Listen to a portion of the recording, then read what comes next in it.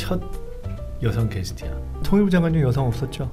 없었어요. 없었지. 교육감도 여성 없었죠? 없었죠. 참 희한하네 진짜. 희한하게 뭐가 희한해요. 반성해야지 진짜 우리가. 그 원장님은 감각이 있으셔. 그런 거에 대해서 아무 감각 없는 사람 되게 많아요. 평소 흠모하던 정춘수 의원님을 모시고 이제 이렇게 영광입니다. 그렇죠. 전라도 영광은 아니지만. 아 이런 거 아재 개그인데 이런 거 웃어주면 안 되는데.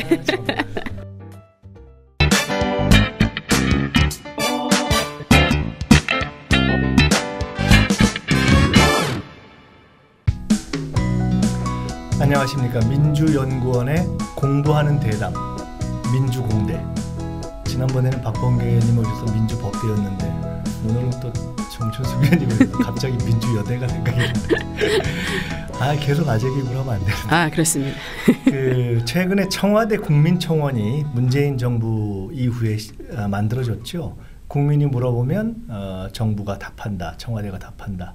현재는 20만 명 이상이 30일 안에 모여서 질문하면 30일 내에 답한다. 이제 이렇게 되어 있는 제도인데 미국의 모델을 가지고 이제 우리가 새로 시작했죠. 근데 흥미로운 것이 최근에 이제 1호, 2호, 3호 청원이 있었는데 최근에 있었던 2호, 3호가 하나는 낙태죄 폐지에 관한 것이고 또 하나는 조두순 관련한 뭐 어떻게 보면 꼭 그렇게만 한정할 수는 없지만 성 또는 여성에 관련되어 있는 이슈였습니다. 저도 얼마 전에 읽었습니다만은 소위 82년생 김지영이라는 소설부터 포함해서 최근에 문단의 흐름이 여성 작가 또는 여성 이슈를 다룬 어떤 흐름이 대세가 될 거다 하는 기사가 나온 걸 봤습니다. 어찌 보면 인류 공동체 이후에 가장 오래된 차별이고 또 모택동 같은 이는 하늘의 절반을 여성이 짊어져야 된다. 뭐 이렇게까지 이야기도 했던 바로 그 여성 문제를 오늘 저희가 주제로 다뤄보기로 했습니다. 오늘은 여성 사회운동가에서 정치인으로 변신하신 정춘숙 의원님을 모셨습니다. 감사합니다. 네, 안녕하십니까. 반갑습니다. 오늘 너무 얌전하게 평소와 달리 점잖게. 아니 무슨 말 무슨 말 좀 약간 오늘 우아한 버전으로 하다 보면 원래대로 될 거예요. 네. 곧 바로 정상 상태로. 그렇습니다. 근데 우선 제가 조금 전에 이렇게 국민청원 말씀도 드리고 문단 얘기도 했습니다만은 늘 있었던 문제지만 최근에 왜 이렇게 더 여성 이슈가 더 부각하는 일종의 현상이 있는 거 아닌가 하는 생각이 드는데 일단 이 현상을 어떻게 보세요? 작년에 이제 강남역 살인 사건이 그렇죠. 있었잖아요. 예.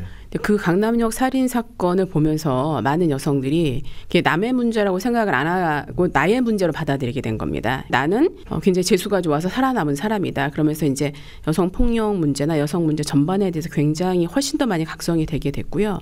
그러면서 이제 이 젊은 여성들이 이런 페미니즘에 관련된 책을 많이 보고 동아리도 만들게 되고 그래서 굉장히 액션을 하기 시작을 한 거죠.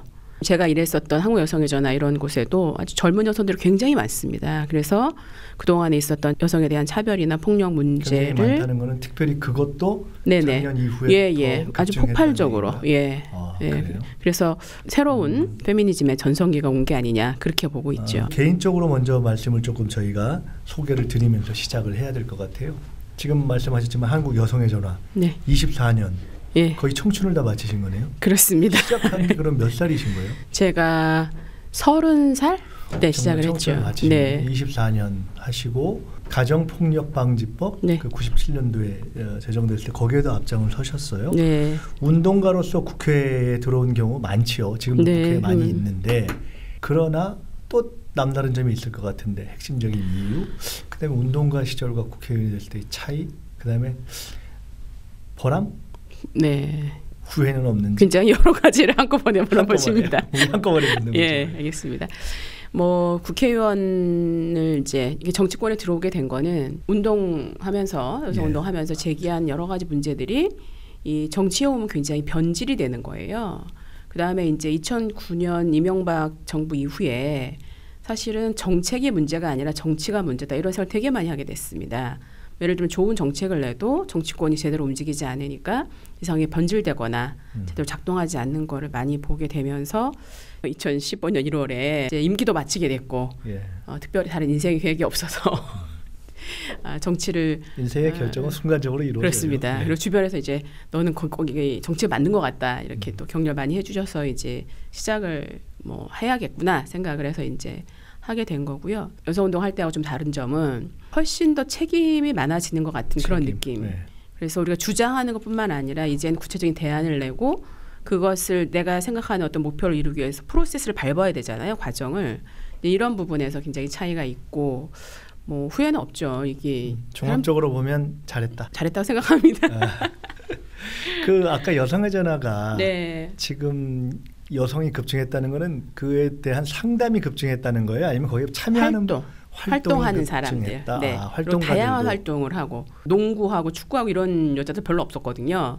그 안에서 그런 소모임을 만들어서 같이 모여서. 일종의 회원 개념을 말씀하시는 네. 거예요? 아니면 와서 그 관련 상담을 해주는 분들? 회원이 들었습니다. 회원으로서. 네, 굉장히 적극적으로 참여하는 젊은 여성들이 잘 모르는 시작한 분들이 거죠. 있어서 그렇던데 우리가 이제 보통 알기는 여성의 전화하면 처음에 그 정대철 고문의 네. 어머님 이태영 선생님 네. 그 시작해서 자기가 쭉 이렇게 상당히 초기의 대표적인 그런 춤이 흘러왔잖아요. 네.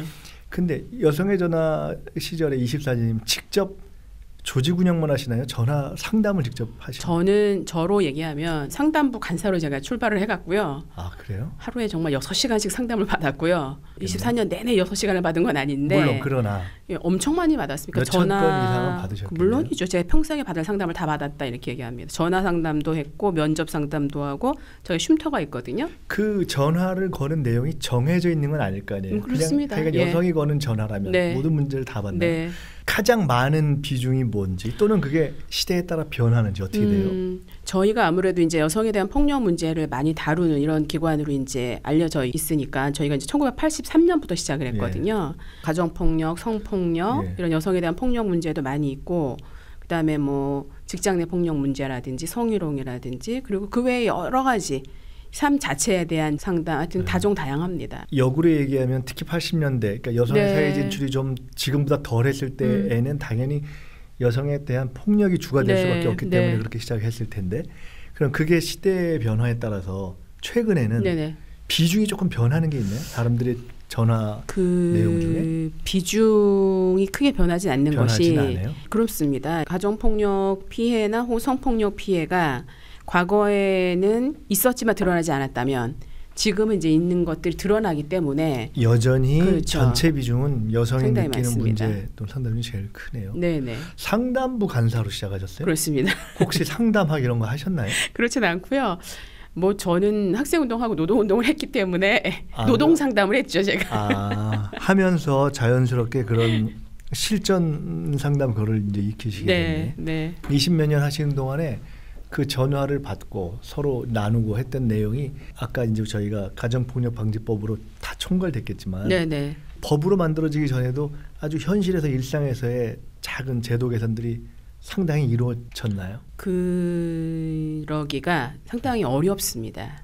이런 이제 가정폭력이나 성폭력이나 혹은 성매매나 이런 문제들은 아주 직접적인 폭력의 문제이기 때문에 사실 이걸 변화시키려면 구체적인 법률의 변화가 있어야 되거든요. 결국 근본적인 법으로 가기 전에 일상 케이스에 대한 개선을 해주기는 참 어려운 거예요. 굉장히 어렵습니다. 그러면 실제로 전화를 해서 그분들과 상담을 했을 때 그분들이 결국 받게 되는 편익 또는 어떤 좋아짐 그건 뭔가요? 털어놓는 것이 이런 거죠. 일단은 이제 상담을 하시면 객관적으로 보면서 어떻게 해결할 것인가 이런 방법이 쓰게 되고요. 그다음에 그거에 따라서 예를 들면 가정폭력방지법이나 성폭력특별법이 없었어도 형법이라든지 폭력행위 등 처벌에 관한 법률이 있었기 때문에 그 법을 활용할 수 있는 방안을 모색을 하고 그다음에 저희가 이제 무료 법률 상담을 했어요. 그래서 이제 매주 무료 법률 상담에 오셔서 법적 대응을 도움받고 연계가 되는군요. 피해자 보호시설인 쉼터를 이용한다든지 이런 이제 서비스를 받게 된 거죠. 여전히 여성에 대해서 폭력 문제가 주 이슈다. 그럼 이제 그건 지금 오늘 우리가 마침 얘기했던 이제 국민청원 가운데 이제 조두순 사건하고도 관련돼 있는데 그걸 넘어가기 전에 먼저 있었던 국민청원 이슈, 낙태죄 폐지 잠깐만 얘기를.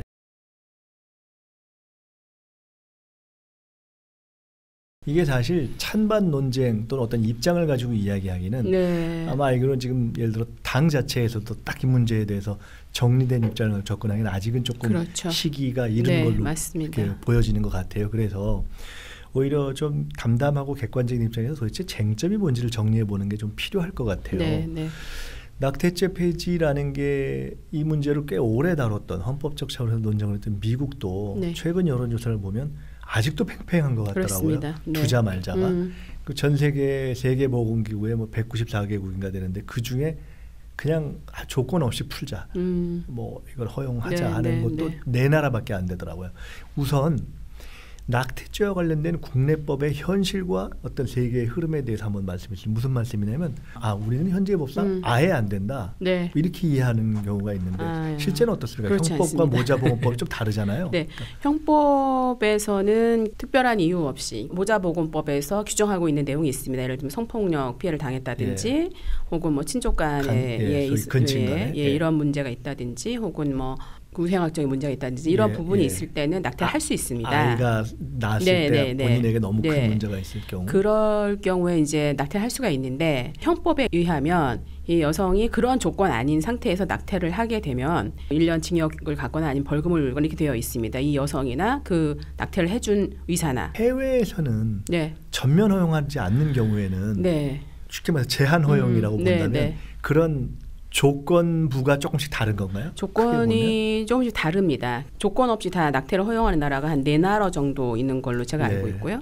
그다음에 이제 주수가 있습니다. 예를 들면은 임신해서 뭐 12주까지는 허용한다든지, 그건 이제 24주까지 언제부터 생명으로 볼 거냐는 거죠. 허용한다든지 이런 방식으로 되어 있어서 196개 중에서 한 193 정도의 국가에서 지금 허용을 하고 있기 때문에 전면적으로 금지하고 있다든지 전면적으로 허용하고 있는 아주 극단적인 경우가 굉장히 소수이고, 여러 가지 조건 속에서 낙태를 사실은 허용하고 있다고 볼 수 있습니다. 실제로는 지금은 낙태죄 폐지냐 허용이냐 이런 논쟁으로 일반적으로 보지만 현실에서는 전면 허용과 전면 금지 다가 뭐 거의 현실에 존재하지 않고 우리조차도 헌법상의 포괄적 금지에도 불구하고 모자보건법상으로는 일정한 조건에 허용되고 있는 것입니다. 그렇다면 우리가 이제 지켜볼 것은 도대체 어떠한 것이 예외가 되느냐.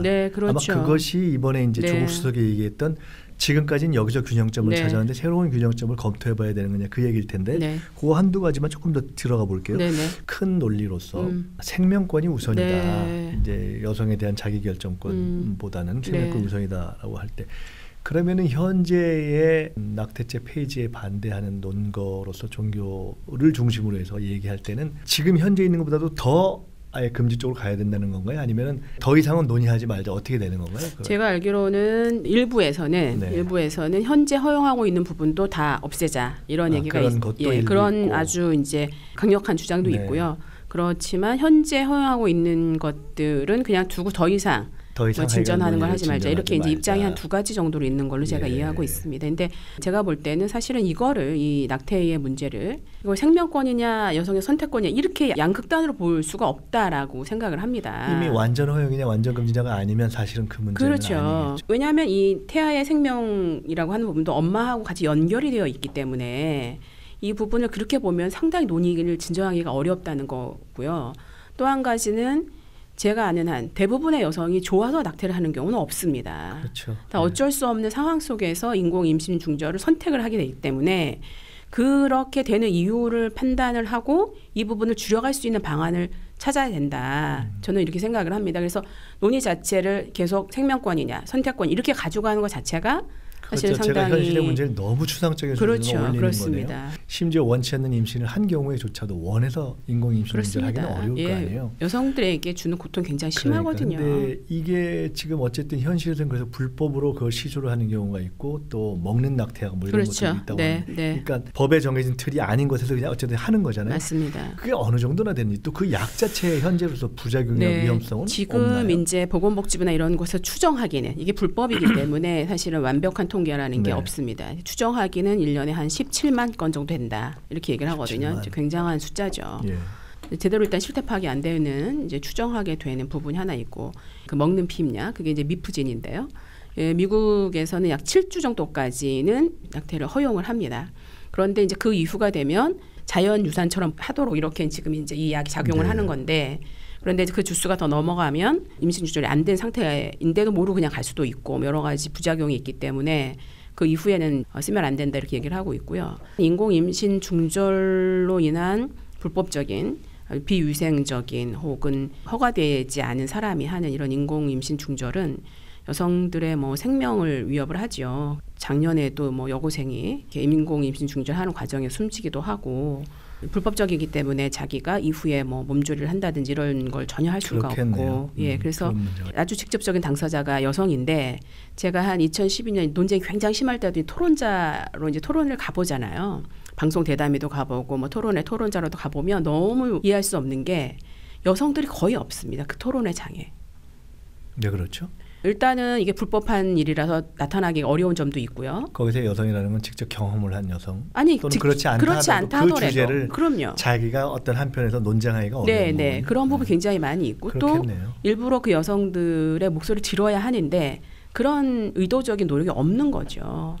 그래서 뭐 200명 모였는데 여자는 한 20명도 안 되는 그런 토론회를 제가 많이 보고 대담도 마찬가지입니다. 그래서 저는 이런 인공 임신 중절의 문제를 얘기할 때는 직접적 당사자라고 할 수 있는 여성들의 목소리를 많이 들어야 된다. 그래야지 현실적이고 우리가 합의할 수 있는 그런 대안이 나온다고 생각을 합니다. 절대 안 된다 혹은 뭐 절대로 다 허용한다라는 이 두 양극을 가지고는 이 문제에 대한 충분한 논의와 사회적 합의를 끌어내기가 저는 굉장히 어렵다고 생각을 합니다. 오늘 다뤄야 될 다른 문제들도 있기 때문에 넘어가야 하는데 요거를 간단하게 단답 형태로 한번 이런 것이 이슈다. 철학적 이슈다. 현실적 이슈다 하는 것만 좀 정리를 해보고 싶어요. 우선 아니 왜 마치 어떤 성 또는 부부간의 성생활 이런 것처럼 왜 그런 걸 국가가 개입해? 임신 중절도 여성의 사적 문제 아니야? 이제 예를 들어 아예 극단적으로 이런 주장이 있잖아요. 그런데 완전한 사적 영역이냐 아니냐에 대해서는 생명권 때문에 절대로 인공 중절이 안 된다고 하는 주장과 마찬가지로 상당히 극소수인 것 같아요. 그 부분엔 제한이 필요하다는 쪽으로 넘어갈 수 있을 것 같고 그러면은 현실적으로 생명권과 자기결정권의 충돌이라는 것이 나타나는데 여기서 그러면 또 하나 등장하는 이슈가 언제부터 생명이라고 규정할 거냐. 왜냐하면 사적 결정권을 인정한다고 해도 만약에 내 아이 배 안에 들어있는 것이 생명이 됐다면 내 생명권만 아니라 이 생명권도 있는 거니까 그거에 대해서는 지금 대략 어떻게 되어 있는가요? 그 생명으로 보는 시기가 그것도 나라마다 좀 다른가요? 굉장히 다릅니다. 절대적으로 인공임신주의 인정할 수 없다라고 하는 데는 수정란부터 생명체다 이렇게 종교에서 보고요. 일반적으로 수정됐을 때부터 얘기하고 그렇게 보고 그러나 지금 미국에서는 한 24주 정도 보고 있고 그다음에 이게 이제 점점 빨라지는 거예요. 왜냐하면 이 태아가 외부로 나왔을 때 생존할 수 있는 장치를 요즘 많이 만들지 않습니까? 그거는 제가 여쭤본 이유는 그렇게 다양해서 언제부터 생명으로 볼 거냐 하는 과학적인 판단의 문제가 또 하나는 사실은 걸려있다. 이제 이것이 하나가 있는 것 같고요. 절대 불가론도 현실에서는 우리네 경우조차도 이미 아니다. 그래서 이제 현재 모자보건법상의 3가지 제한을 둔 것인데 이번에 조국 수석이 예를 들면서는 거기에 조금 다른 경우를 예를 들었죠. 강간 또는 근친간의 문제 또는 아이 자체에 어떤 신체적 문제가 있는 경우를 3가지 예를 들었는데 이번에 기억하기로는 조 수석이 예를 든 경우는 가령 이혼한 후에 확인된 경우 그런 하여간 등등 몇 가지 경우를 하나의 예로 든 것인데 꼭 하자는 것이 아니라 이제 그런 제한 조건에 대한 것이 현재 낙태죄 폐지를 하자라고 주장하는 측에서는 현재의 모자보건법상 제한만으로 묻기에 너무나 비현실적으로 볼 때 다른 상황들이 많이 있다. 그렇게 보는 거겠죠. 먼저 합헌 의견을 보면 사익인 임산부의 자기결정권이 태아의 생명권 보호라는 공익에 비해 크지 않고 태아도 성장 상태와 관계없이 생명권의 주체로서 마땅히 보호받아야 한다라고 하여 태아의 생명권을 강조했습니다. 반면 위헌 의견은 임신 초기 자발적 임신 중절까지 금지하고 처벌하는 것은 임산부의 자기결정권을 전혀 존중하지 않는 것이다 라고 하여 여성의 자기결정권을 강조했습니다. 태아의 생명권과 여성의 자기결정권 중 둘 중 하나만 택해야 하는 제로섬으로는 논의를 진전시키기 어렵습니다. 둘 다 우리 사회가 지켜나가야 할 소중한 가치이기 때문입니다. 인공 임신 중절의 문제를 그 2가지 생명권이나 혹은 뭐 선택권 이렇게 볼 수가 없는 것이고 아이를 낳거나 그렇지 않은 건 여성의 인생을 어떤 방향으로 갈 거냐를 정하는 문제거든요. 자기의 전체 인생의 삶의 문제이기 때문에 그래서 제가 여성들의 목소리를 더 들어야 되는 거고 그 안에서도 대안을 갖고 올 수가 있다. 하나 더 있는 마지막 이슈가 이번에 흥미로운 얘기를 한 것이 조국 수석이 그러면 남성과 국가의 책임은 우리가 별로 논의되지 않았다 이런 얘기를 했거든요. 현행 법제는 모든 법적 책임을 여성에게만 묻고 있다는 문제가 있습니다. 국가와 남성의 책임은 완전히 빠져 있습니다. 맞습니다. 이 문제는 어떠한 겁니까? 우리가 이걸 고민하기 시작한다면 네네. 어떤 체계 속에서 어떻게 이걸 담길 수가 일단은 있습니까? 이 형법 자체에서 남성의 책임을 전혀 묻고 있지 않습니다. 그러니까 그 낙태죄 안에 그렇기 때문에 이 부분에 대한 남성의 책임이라고 하는 것이 표시가 될 필요가 있다라고는 저도 동감을 하고요. 또 하나는 국가의 책임이라고 하는 것은 이 인공 임신 중절을 하게 될 때는 예를 들면 미혼모들이 아이를 못 낳는 경우 혹은 결혼했다 하더라도 아이를 못 낳는 경우는 사회 경제적인 조건이 도저히 아이를 낳아 키울 수 없는 네. 이런 이제 판단 속에서 발생하는 거거든요. 예. 그렇기 때문에 아이를 낳아 키울 수 있거나 하는 어떤 국가의 역할 혹은 그 외에 다른 복잡한 여러 가지 부분에서 국가의 역할이 있어야 되는 거 아니냐라고 하는 부분도 절대적으로 동의를 하죠. 여전히 가장 큰 비중의 문제인 소위 폭력, 네. 성폭력의 문제로 좀 넘어가 보겠습니다. 이게 조선 관련 청원을 통해서 더 우리가 주목하게 됐고 조국 수석의 답변 속에서 재심은 현실적으로 불가능하고 네. 주치경감 문제는 더 좀 검토하자 이렇게 됐는데 조두순 문제만 놓고 볼 때도 야 석방 후에 혹시 보복 우려가 있는 것이 아니냐, 네. 영구 격리해야 되는 네. 거냐 등등등 여러 가지가 얘기가 있는데 포괄적으로 볼 때요. 우리나라 성폭력 관련 법제도가 느슨합니까? 그러니까 우리가 이제 그걸 형벌의 확실성이라고 그러는데요. 명목적인 형량을 높이는 것 그런 부분도 뭐 필요한 부분이 있습니다만 그보다는 형벌이 확실하게 집행이 된다라고 하는 이런 확실성이 있어야 된다라고 하는 얘기를 많이 합니다. 그러니까 형량은 굉장히 높여놨는데 처벌이 안 되는 거예요. 실제로는 그런 경우가 많이 있습니다. 오히려 판사님들 어떤 얘기하냐면 형량이 너무 높아가지고 이거를 적용하기 참 어렵다 이런 얘기도 하시는데 사실은 성폭력 가해자가 분명하게 처벌된다, 확실하게 처벌된다라고 하는 것들이 보여져야 됩니다. 오히려 현재 법으로 정해놓은 제도 자체라기보다는 우선 집행에 있어서의 지금 네. 문제점들이 조금 더 상당히 있습니다. 크다. 82년생 김지영이라는 네. 소설 있잖아요. 네. 저도 보자 하다가 이제 최근에 봤어요. 정말 하루에 쭉 다 네, 볼 수 예, 있는 맞습니다. 그런 분량이더만요. 네. 근데 제가 그걸 보다가 눈에 들어온 대목이 하나 있었어요. 뭐냐면은 그 초등학교 때 얘기를 하면서 네. 야, 그 남자애가 너 좋아해서 못 살게 구는 거야. 남자애들은 여자애를. 네. 제가 그걸 보면서 우리 어릴 때 많이 했던 얘기잖아요. 그렇죠. 그래서 예. 제가 생각을 해봤어요. 나도 그런 적 있나. 근데 이제 그런 걸 보면서 이제 생각을 든 것이 이 성폭력 포괄적으로 얘기했을 때 그 안에는 뭐 실용, 추행, 폭행이 다 있는데 내지는 그 심리가 우리 사회에 사실은 굉장히 만연해 있잖아요. 그러니까 네. 어릴 때부터 여성의 입장에 돌아가 보면 초딩 때 못 살게 구는 것부터 시작해서 대학교 때 무슨 뭐 학생들 간에 심지어 MT에 가서 연인들의 그렇죠. 데이트 폭력, 사제 간에 네. 회사에서 말할 것도 없고 심지어 섬마을에 여교사가 갔을 때 막 공부해. 네. 이게 한국이 조금 더 강합니까? 더 특별합니까? 그- 근본 대책은 그냥 세게 가야 되는 겁니까? 뭐 어떻게 보세요? 일단은 가해자에 대한 처벌이 확실하게 이루어져야죠. 성폭력 범죄를 하면 반드시 잡히고 처벌받는다. 성폭력은 반드시 이런 게 하나 있어야 되고 참 너무나 오래 걸리는 얘기긴 하지만 유치원부터 시작을 해서 어른이 될 때까지 대학까지 계속 이 평등과 인권에 관한 교육을 정규 교과 과목에서 해야 됩니다. 그러니까 알게 모르게 폭력까지는 안 가지만 하여간 약간의 차별적 행위를 그럼요. 하는 것을 용인하는 이데올로기가 진짜 많이 퍼져 너무 있는 많이 거더라고요. 있죠. 사실은. 그러니까 예를 들면 광고나 이런 걸 봐도 제가 제일 기억에 남고 너무나 싫어하는 광고 중에 하나가 뭐였냐면 옛날에 청바지 광고가 있었는데 그 청바지 광고에 남자가 여자를 이렇게 안고 있는데 이 여자가 거의 이제 성폭력 이후의 모습처럼 이렇게 늘어져 있는 그런 사진이에요. 너무 충격받았죠. 그다음에 이제 이 여자 이렇게 약간 들쳐 업고 가는. 그래서 이 여자 엉덩이에 있는 이 성바지 로고가 보이게 하는 이런 사진. 그러니까 그런 게 뭐냐면 다 그런 성폭력을 암시하는 그런 내용이거든요.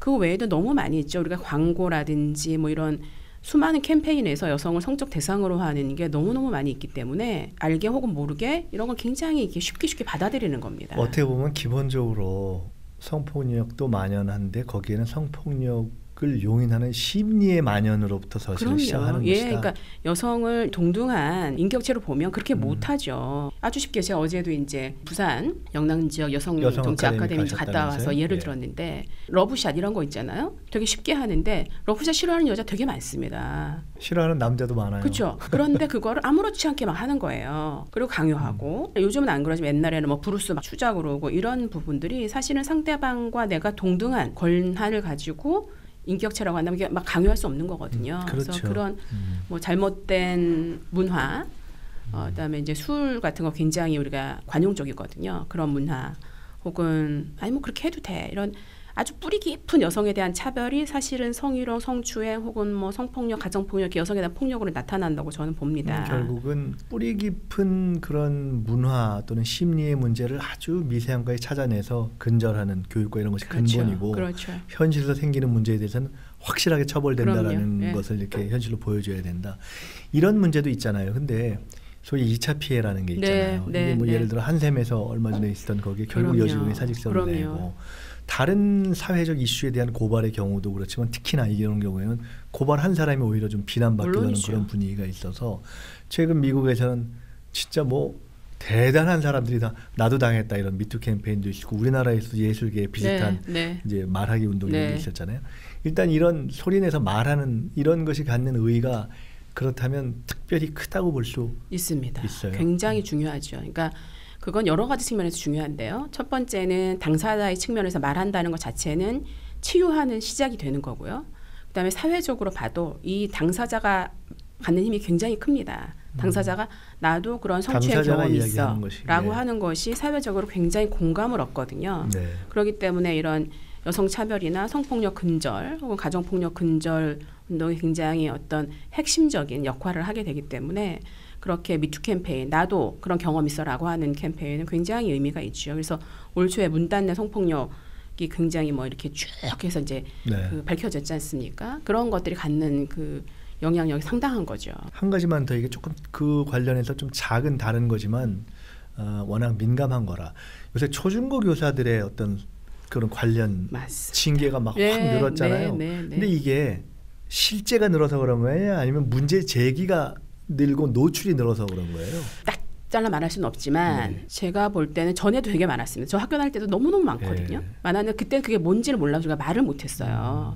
보면 사실은 노출이 많아서 그럴 수도 있다 이런 생각이 듭니다. 뭐 너무 많았죠. 뭐 선생님이 뭐 여학생, 고등학교 여학생에도 우리가 뭐 무릎에 앉힌다든지 이런 일도 많았고 수많은 얘기들이 있었습니다. 근데 저희 때는 그게 뭐라고 딱 말할 수가 없는 거예요. 그런 말 자체가 없었으니까. 근데 지금 보면 이게 성희롱이다, 뭐 문제가 성추행이다. 된다는 의식 자체가 일단 그 아이들이 말을 하기 시작을 하니까 이게 이제 굉장히 많이 드러나게 된 거죠. 그런 경우에 징계가 됐다가 이제 구제 청구를 해서 구제되는 경우가 한 10% 정도 있다 그래요. 물론 억울한 경우도 있겠죠. 근데 그 정도의 구체적인 사례들을 보면 그게 적정선인지 어쩐지 잘 문제가 어떤가요? 되죠. 아주 문제가 있습니다. 사실은 가장 높은 도덕성과 가르치는 아이들이나 혹은 같이 일하는 사람들한테 이런 성희롱, 성추행을 한 건 아주 심각한 문제잖아요. 그런데 이제 이런 교원 소통 심사위원회 이런 걸 통해 가지고 다시 교단으로 돌아가는 거예요. 그러니까 이게 징계가 안 되기 때문에 또 다시 이런 성희롱, 성추행을 쉽게 할 수 있는 이런 일들이 됩니다. 네, 그럼 돌아가면 예를 들어 원래 문제가 생긴 그 학교로 그냥 가서 똑같이 일을 할 수 있겠잖아요. 그러니까 이번에 이제 뭐 진달래 택시 라는 사건이 하나 있었는데 그게 어떤 교감 선생님이 참 이런 데서 얘기하기에 마땅하지 않지만 그분이 다시 그 학교로 간 거예요. 그대로. 그래서 난리가 났죠. 어떻게 이럴 수가 있냐.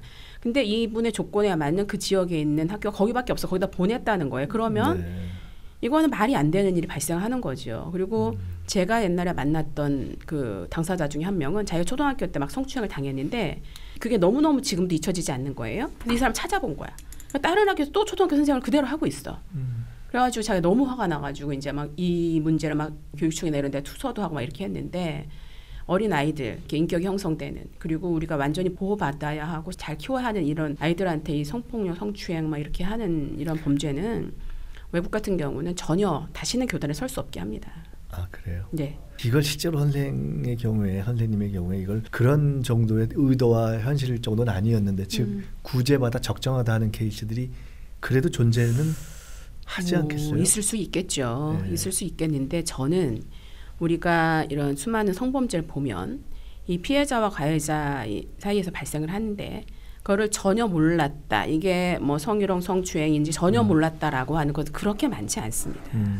우리가 알거든요. 그리고 이 피해 당사자도 고소하거나 이렇게 구체적으로 어떤 액션을 할 때까지는 많은 시간이 필요합니다. 그리고 피해 사실이 아주 구체적일 때 이런 일을 하지 사람들이 피해자들이 더 잘 알아요. 내가 잘못 말하면 무고로 걸린다 이런 걸 더 알기 때문에 굉장히 여러 번 숙고하면서 이 문제를 외부에 공개를 하기 때문에 그런 정도가 되면 범죄로 인정하거나 처벌하는 것이 야 이게 좀 옛날에 비해서 너무한 거 아니야 이런 것에 그런 일각의 목소리도 있거든요. 근데 반면에 여성들이 그 문제를 지적도 할 수 있지만 잘못하면 무고가 되는 당연하죠. 것이 있기 때문에 예. 그렇게 보긴 좀 어렵다. 그럼요. 예. 그리고 사실은 우리 사회에서 아직도 굉장히 보수적이기 때문에 예. 말하려 하지도 않고. 그럼요. 내가 피해자라고 이거를 공개적으로 얘기하는 것 자체가 굉장한 용기를 필요로 합니다. 그렇기 때문에 어떤 여성이 자기의 피해를 이게 정말 내가 피해 입었어라고 얘기할 때는 굉장히 진지하게 들어야 되는 거예요. 이 다음에 이제 저희가 다루려고 하는 주제가 예를 들어 어떤 성의 문제, 뭐 폭력의 문제도 있지만 결국 여성에 있을 일과 보육의 문제 이런 것이 근본적으로 돼야 된다는 평등의 문제를 다루려고 하는데 그리고 나서 드려야 될 질문일 수 있는데 제가 이 생각이 들어서 성차별이 우리나라보다 훨씬 많이 해소돼 있다. 또 양성평등이 굉장히 진전돼 있다. 어떻게 보면은 복지국가로서 상당히 진전돼 있다. 이런 나라의 경우에 성폭력도 적습니까? 절대적 숫자를 알 수 없기 때문에 똑같이 비교하기 상당히 어렵습니다. 그런데 뭐 스웨덴 이런 나라들이 성폭력 사건이 없는 건 아니고요. 여전히 존재를 하는데 차이가 있다면 뭐냐면 그랬을 경우에 그 나라에선 이 성폭력 문제를 처리하는 프로세스가 다릅니다. 그리고 피해자에게 굉장한 조건 없는 지원을 하고 그로 인해서 폭력이 있다 하더라도 회복하는 데 훨씬 도움이 되죠. 물론 전체적인 그 수준, 예를 들면 나 성폭력 당할 것 같아 이런 두려움의 수준도 우리보다는 좀 낮은 거로 알고 있습니다. 하지만 그렇다 하더라도 여성에 대한 폭력이 사실은 전 세계에서 여성들이 첫 번째로 걷는 문제거든요.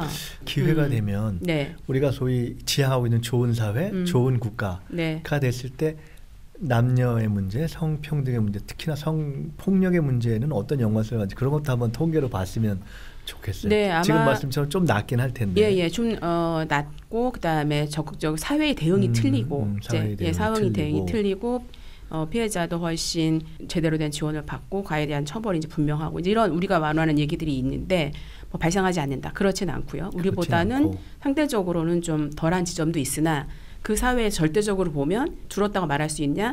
꼭 그렇지는 않다. 또 이렇게 얘기도 합니다. 참 뿌리 깊고 오래 끝까지 싸워야 되는 문제네요. 그렇습니다. 주제를 좀 바꿔볼게요.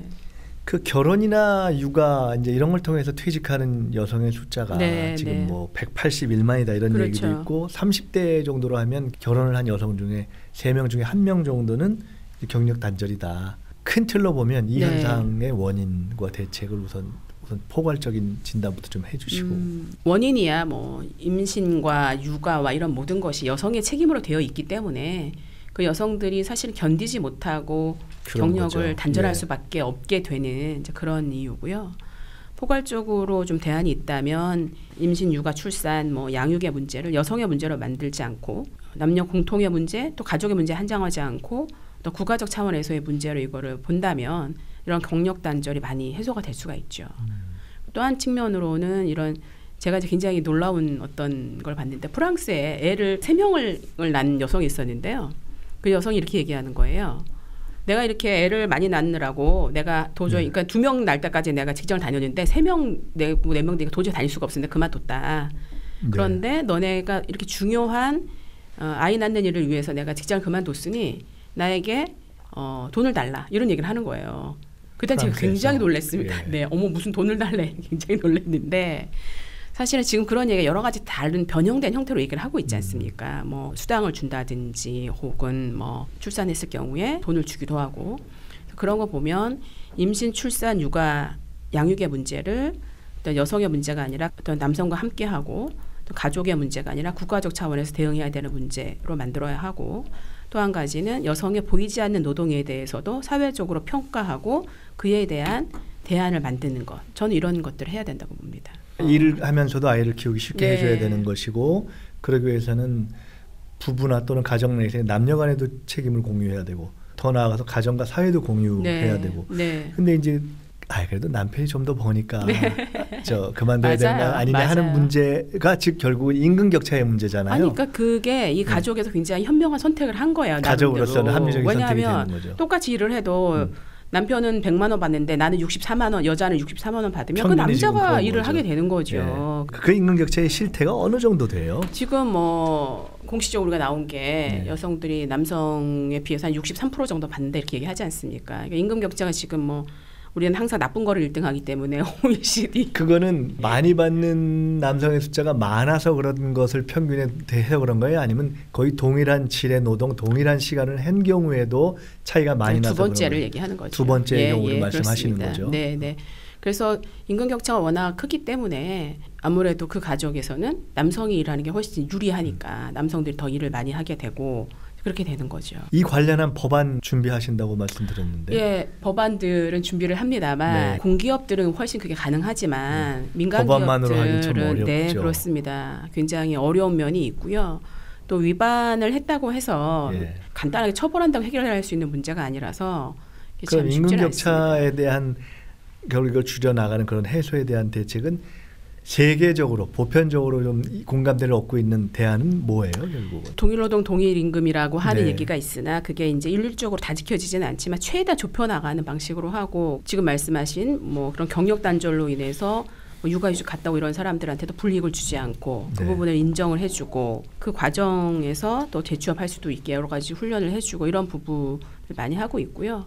그다음에 회사 내에서도 예를 들면 여성들이 그전에는 굉장히 이렇게 중요하지 않은 직책을 주로 많이 했잖아요. 이제 그런 것들을 같이 동등하게 어떤 역할을 할 수 있도록 해주는 그런 걸 굉장히 많이 하고 근데 참 있습니다. 법으로 하여간 특히 사기업에 대해서 그걸 강제로 단기적으로 하기가 참 만만치 않은 문제. 그게 그래서 이제 예를 들면은 여성 노동운동을 오래 하신 분들 동일노동 동일임금을 주장한 게 30년이 넘었는데 도저히 되지가 않는다 이런 얘기를 많이 하시거든요. 그래서 그러나 이 부분은 우리가 정말 지속 가능한 저는 이제 여성 문제를 얘기할 때 지속 가능한 세상을 원한다면 정말 성평등, 젠더 문제에 눈뜨라 이런 얘기 많이 합니다. 네. 여성 노동의 문제에서 여성 폭력의 문제에서 이 문제가 해소돼야지 우리가 지속 가능한 세상을 만들 수가 있거든요.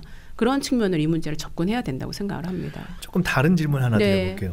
일하면서 아이를 키울 수 있게 하고 또 여성이나 또 여성뿐만 아니라 이제 보통 사람들이 부부가 가정이 아이를 좀 워낙 살기가 퍽퍽하니까 잘 안 낳는데 출산율이 떨어지는 아이를 낳을 수 있도록 해주자 네. 그런 대책을 많이 쓰잖아요. 네. 근데 한편으로는 저는 늘 갖고 있는 의문의 하나가 야 우리가 온갖 대책을 다 쓰는데 출산율이 정말 좋아질까? 그러니까 야 인구가 주는 것이 문제다 네. 이렇게 얘기도 하지만 한편으로 어떤 사람들은 소수 이론이긴 하지만 인구가 줄고 출산율이 주는 것이 답이다. 이게 인구가 좀 줄어야 된다. 그래서 이게 좀 아기 키우기 쉽게 해가지고 이렇게 경제적인 지원을 해줘도 문화적인 이런 것 때문에 아무리 좀 살기가 편해도 아이 키우기 좋아도 아이를 이제는 많이 낳지 않을 것이다. 이렇게 보는 관점도 있잖아요. 현실적으로 출산율이 어느 정도까지 복원돼서 높아질 수 있을까요? 글쎄요. 프랑스 같은 경우 보면 뭐 유럽에서 최저의 출산율을 보였다가 지금 굉장히 회복해서 2.1명 이 정도 올라오거든요. 네. 그렇게 됐었던 거는 이제 우리가 목표는 뭐라고 딱 말할 수는 없으나 바라는 거는 정말 2점대 넘는 거죠. 두 명을 낳을 수 있으면 좋겠다 네. 이런 생각을 하는 건데 그렇게 하기 위해서는 기존의 인구 정책적 접근 갖고는 안 된다. 그러니까 예를 들면은 뭐 보육 정책이나 이런 거 갖고 안 된다. 애기 하나 더 낳으면 뭐 300만 원 줄게 이런 거 갖고 안 된다. 제가 프랑스, 뭐 스웨덴, 독일 이런 이제 대사님들과 제가 이제 저출산 포럼에 있어서 이제 오셔서 얘기를 하는 걸 보면 강력한 성평등 정책을 세웠다는 거예요. 보육 이런 것만 말하는 게 아니라 임금 격차 해소를 위한 아이를 뭐 낳으면 더 지원한다 그 측면이 아니라 전 사회적인 전체적으로 예를 들면 지금처럼 때에만. 우리가 뭐 신혼부부에게 뭐 주택을 제공한다든지 교육비 우리가 교육비 너무 많이 들잖아요. 네. 교육비 부분들을 뭐 거기는 거의 없으니까 라든지 이런 사회 전체 시스템이 아이를 낳아도 나의 삶이 이상하게 되지 않는다 이런 확신이 있어야 되는 거예요 여성들이. 그래서 제가 젊은 친구들 만나보면 주로 뭐라 그러냐면 애를 안 낳는 이유는 애를 낳고 결혼을 해서 애를 낳고 이렇게 되면 내 인생이 없어진다. 내 인생을 살 수 없다. 그렇기 때문에 아이를 낳을 수가 없다. 너무 두렵다. 나는 사실 아이가 좋기는 한데 낳으면 어떻게 되는지 내가 뻔히 하니까 못 낳겠다. 이런 얘기 되게 많이 해요. 저도 딸이 있지만 네네. 꼭 뭐 결혼할 필요 야 이런 얘기 이런 데서 하면 안 되는데 있냐? 부터 시작해서 좀 늦게 해라. 하여간 뭐 이런 등등의 얘기를 아니, 우리가 맞아요. 보니까 하게 되잖아요. 맞아요. 이게 그 여성의 입장에서 본다면은 그 아이의 자기 실현을 생각하는 입장에서 본다면 참 만만하지 않다고 우리가 보고 있는 거죠. 그러니까 아이를 낳아서 키우는 것은 그 여성의 삶과 너무나 이게 딱 연결되어 있기 때문에 사회적으로 당신이 결혼하든 결혼하지 않든 아이를 낳아서 키우는 것이 당신 인생의 마이너스가 아니라 당신 인생의 플러스가 된다라고 하는 확신이 있어야 돼요. 사실은 아이를 낳아서 기르기 힘들지만 한편으로는 어떤 인간으로서 갖는 어떤 기쁨 같은 게 많이 있거든요. 근데 이제 그런 것들을 얘기하기에는 우리가 닥쳐야 되는 현실이 너무나 심각하기 때문에 그렇게 하지 못하는 거죠. 자, 이제 마지막 주제로 아까 처음에 역시 해보니까 정책보다 정치가 중요하더라 이러셔서 예. 정치의 문제로 들어가서 마무리해보려고 그래요. 이게 어떻게 보면 웅문인데 우리가 가끔 그런 얘기 하잖아요. 야, 여성이 정치에 많이 진출해야 된다. 네. 그럼 여성이 정치에 진출하면 좋다. 근데 제가 생각을 해봤어요. 아, 여성이 정치에 진출하면 뭐가 더 좋아지죠? 라고 질문을 할까 하다가 이거야말로 바보 같은 질문인 거예요. 왜냐하면 그러면 남성이 정치에 더 많이 진출하면 뭐가 좋아지죠? 하는 거랑 똑같은 질문이에요. 명언이십니다. 그러니까 그건 당연해. 예를 들어 인구의 반인데 네. 남자가 진출하는 만큼 여성도 진출하게 뭐가 더 좋아진다가 아니고 그냥 자연스러운 현상으로 정상화하는 것일 거예요. 그럼에도 불구하고 우문을 해보려고 그래요. 네. 뭐냐면 뭐가 정치에 좋아지느냐 이렇게 질문하지 않고 우리가 생각하는 어떤 보다 나은 사회 공동체적인 가치가 존중받는 네. 그런 사회, 네. 미래 사회를 가는 데 있어서 이 또한 굉장히 조심스러운 단어긴 하지만 여성이 정치에 진출하면서 여성성이라는 것이 네. 우리 정치와 사회에 더 확산됐을 때 갖게 될 장점이 뭘까요? 제가 요즘 이제 고민하는 내용 중에 하나인데 네. 저는 이제 몸이 여성이라고 해서 다 어떤 여성적인 가치로 정치를 할 수 있다고 생각하지는 않습니다. 그럼 거기서 여성적인 가치란 예를 들면은 뭘까요? 제가 이제 페미니즘 여성주의라고 얘기하는데 눈을 떠야 된다 이렇게 얘기를 하는데요. 여성이 사실은 대표적인 사회적 소수자거든요. 정치적 소수자거든요. 그러니까 인구 집단으로 보면 인구 집단으로 말고 정치적으로는 그렇죠. 소수자죠. 예, 반임에도 그런데 불구하고. 예, 그런데 그런 소수자들이 계속 정치에 진출하면서 그런 소수자들의 목소리를 대변하게 되고 그러면서 이런 내가 소수자로서 차별받은 나의 경험이 사실 또 다른 소수자들 예를 들면 장애인이라든지 혹은 이주 여성이라든지 뭐 성소수자도 마찬가지고 이런 사회적 다른 소수자들의 목소리를 여기에 가져오는데 견인차 역할을 할 수 있다. 그리고 그런 걸 해야 된다. 일종의 소수자 대표로서 네네. 이게 확산되어 있는 다수자 이데올로기를 깨는데 훨씬 더 앞장설 수 있다 이거죠. 그리고 그렇게 만드는 것이 저는 또 중요한 역할 중에 하나라고 생각을 합니다. 그래서 여성들이 정치에 참여하면서 우리 사회의 다양한 목소리 그리고 한 가지로 정리되지 않음 그리고 소수자들에게 힘을 주는 그런 정치를 할 수 있지 않을까 그런 감각을 키워나가야 되는 거죠. 그래서 저는 그런 측면에서 굉장히 여성들이 정치에 참여하는 게 굉장히 중요하고 또 자신의 어떤 정체성을 확인하고 내가 어떻게 살아왔는지에 대한 인식을 하고 깨어나는 게 굉장히 중요하다고 생각합니다.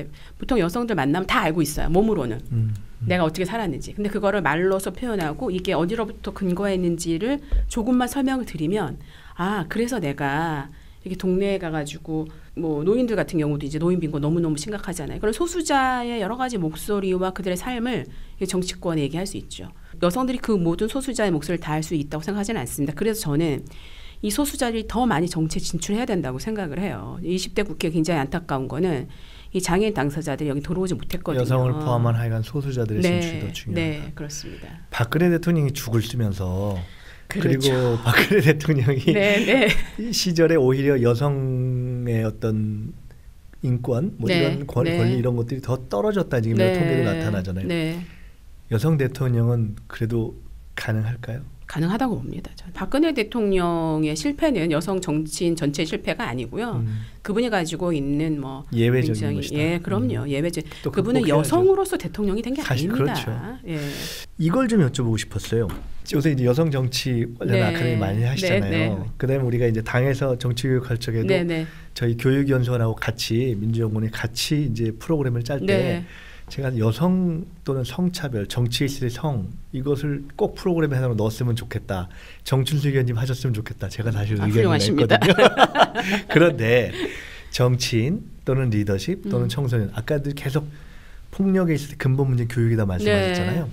그런 성정치 교육 네네. 또 하여간 그럼 어떻게 표현해야 될지 모르겠지만 성에 대해서 인식하는 교육 이걸 많이 하시잖아요. 네.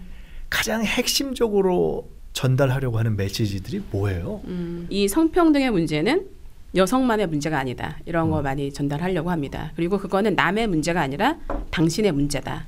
예를 들면 어머니 계신 분 손들어봐라, 뭐 부인 있는 사람 손들어봐라, 딸 있는 사람 손들어봐라, 내 뭐 누나 어머니와 그렇죠. 아내와 딸의 문제다. 그러니까 그것이 바로 나의 문제잖아요. 네. 내 부인이 성차별당하고 예. 성추행당하고 이게 내 문제 되는 거 아닙니까? 그래서 이 성평등의 문제, 여성 문제는 사실은 우리의 문제이고 우리 국가의 문제이고 또 하나는 우리 사회가 발전하고자 한다면 우리가 지속 가능하게 살고자 한다면 반드시 해결해야 될 과제다. 그리고 내가 먼저 할 수 있다. 이런 메시지를 주려고 많이 얘기하고 있습니다.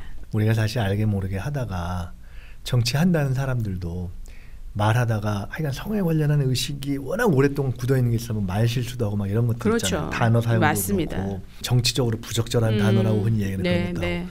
그런 대표적인 예가 혹시 그런 거 막 예로 드시나요? 교육하시면서? 저는 요즘은 예로 들죠. 왜냐하면 어떤 거예요? 예를 들어서 뭐예요? 뭐 이런 거죠. 뭐 너 내 손 안에 있어. 이런 우리가 보통 일반적 표현이 있는데 이런 거지. 너 내 품 안에 있어. 여성 정치인에게 남성 정치인 너 내 품 안에 있어.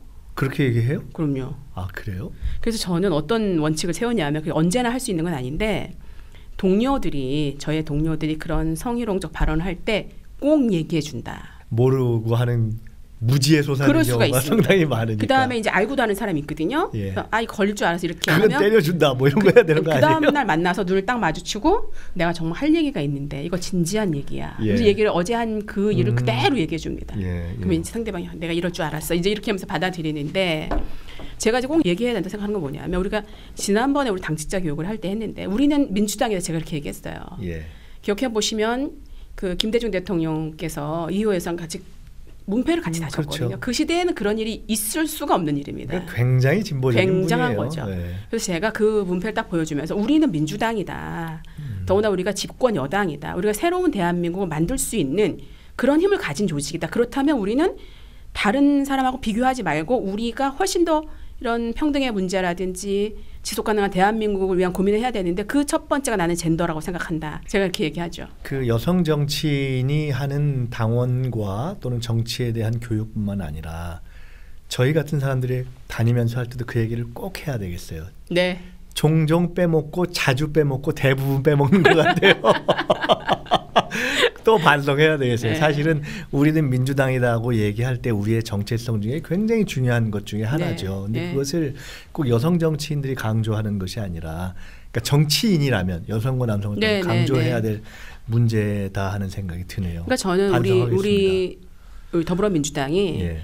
다른 당보다 낫다 이런 정도의 비교 갖고는 안 되고 우리는 우리 사회와 시대를 리드할 수 있는 그런 조건에 있는 사람이고 그런 지도자를 가졌었고 그런 걸 생각하면 사실은 훨씬 더 많이 발전해야 되는데 저는 그렇게 생각합니다. 남녀 평등 사회는 어떻게 좋아진 사회가 될까요? 또 현실에 존재하는 나라나 사회 가운데 비교적 이 문제에 있어서 우리가 전범으로 삼을 수 있는 모델 사회가 있을까요?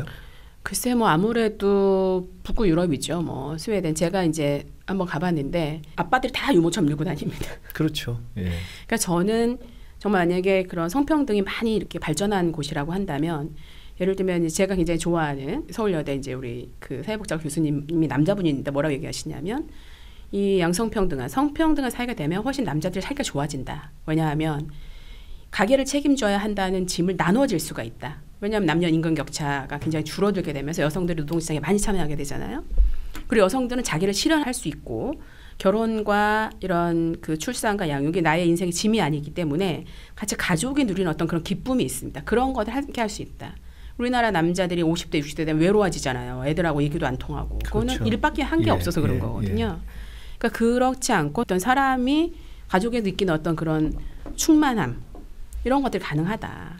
그래서 저는 성평등한 그래서 여성과 남성이 동등한 사회가 되면 될수록 모든 사람이 자기 실현이 가능하다고 생각을 합니다. 그래서 자기 표현이 그대로. 예를 들면 남자들은 울면 굉장히 사회적으로 모르게 비난받잖아요. 저희 아들이 어렸을 때 막 잘 울고 막 해서 괜찮아 이런다 나중에 초등학교 가니까 울면 안 돼 막 이렇게 되는 거예요 제가. 그래서 감정 표현도 할 수 있고 그래서 사실은 어떤 연구는 남성들이 훨씬 공격적인 게 자기 감정을 충분히 표현할 수 없기 때문이다 이런 연구들이 있거든요. 울지 못하고.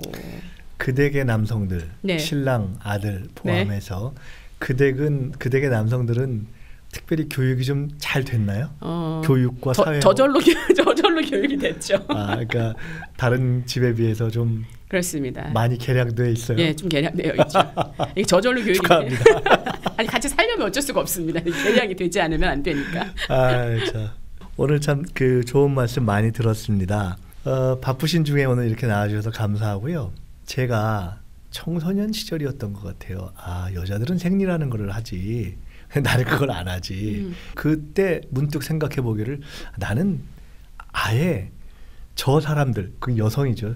저 사람들이 경험하는 것을 내가 아예 본원적으로 경험 못하는 대목이 있기 때문에 나는 이해의 한계가 있을 거야. 이런 생각을 한번 해본 적이 있어요. 그리고 대학 때 한참 저희가 이제 학생회가 만들어지고 할 때 제가 학생회장을 할 때 여학생회라는 게 막 만들어졌어요. 그때 야 학생회가 있는데 여학생회를 또 만들어야 돼? 뭐 이런 논의가 막 있고 할 때 제가 그렇죠. 옛날에 그 생리 걸 생각하면서 나는 그냥 입을 닫고 있어야지. 내가 모르는 영역이 있어. 라고 하면서 그게 한편으로는 내가 경험할 수 없는 근본적으로 뇌 구조와 신체 구조가 다른 것으로부터 나온 것에 대한 인정, 뭐 차이, 존중 이렇게 하자라고 생각해온 면도 있지만 또 한편으로는 제가 그것이 그런 데 대한 깊이 있는 이해를 스스로 좀 닫아왔다라고 생각할 때가 있어요. 차이와 차별이 있는 걸 인정하되 그것이 폭력이 되고 권력이 되고 억압이 되고 또 이데올로기가 되는 이제 그런 사회가 되는 걸 막아야 되는 것이 아니겠어요? 오늘 얘기했던 모든 문제는 인간답게 개량돼서 살기 위한 남녀가 모두 것이기도 하고 말씀처럼 우리 민주당이 더 민주당다워지고 또 우리 사회가 더 민주사회로 가는 데 있어서 어떻게 보면 관건적인 문제다. 최근에 이런 여성 이슈들이 등장하는 것 자체가 어떻게 보면 대표적인 소수자로서의 여성 이슈가 등장하는 것이 이런 민주정부의 회복 이후에 필연적인 현상으로 우리가 해석해야 되는 것이 아닌가 하는 관점에서 맞습니다. 오늘 민주공대 시작한 후에 첫 여성 게스트를 모시게 돼서 반성하면서 그리고 저를 포함해서 우리가 지켜보는 모든 분들, 우리 당원들, 민주사회를 열망하는 모든 분들이 여성 문제의 어떤 우리 사회의 민주화에 있어서 갖는 의미를 더 깊이 생각하는 계기가 되었으면 좋겠다라고 생각하고 더 열심히 공부하고 노력하겠습니다. 혹시 앞으로 부딪히고 말씀 나누다가 말 잘못하는 거 있으면은 그 다음 날까지 끌지 마시고 꼭 바로 현장에서 지적해 주세요. 하룻밤 넘기지 마시고. 고맙습니다. 오늘 민주공대는 여기서 마치겠습니다. 네, 감사합니다.